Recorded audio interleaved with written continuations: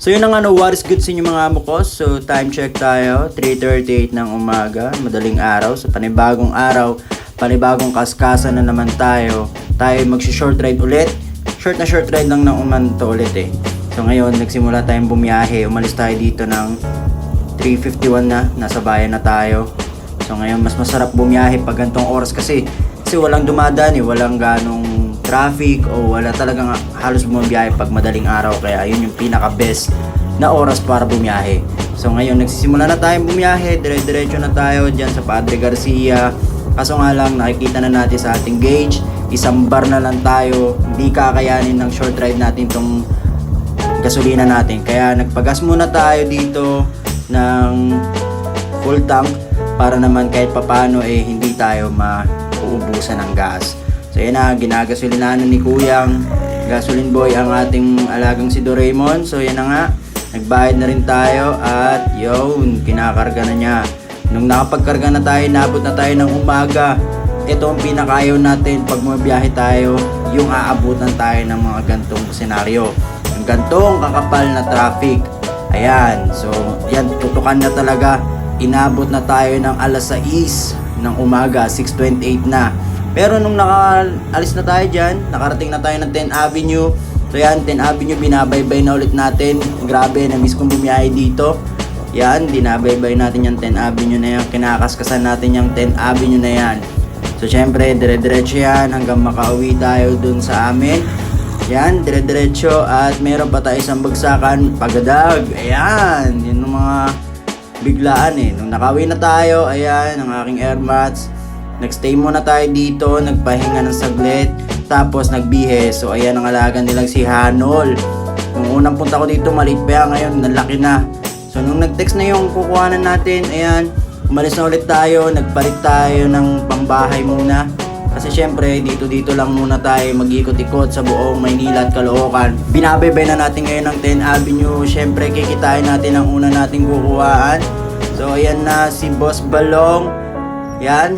Shoutout sa iyo, Boss Balong. So kinuha na natin ang kanyang alagang NMAX. At si Doraemon ay nandun pa rin sa gedli-gedli lang. Parang walang nangyaring short ride sa kanya. So nung natapos natin kuhanan, bumalik na ulit tayo dito sa 10th Avenue kasi pupunta na naman natin yung pangalawa nating kukuhanan na alaga nila. So yan, binabaybay ulit ang 10th Avenue at huminto dito. So yun yung kukuhanan natin, si Boss Rick. Inantayin natin siya kasi nga nagpalit siya ng mags at gulong.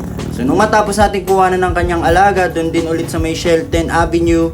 So yan, nagpaalam na tayo kay Boss Rick. At syempre, ingat sa biyahe, Boss Rick.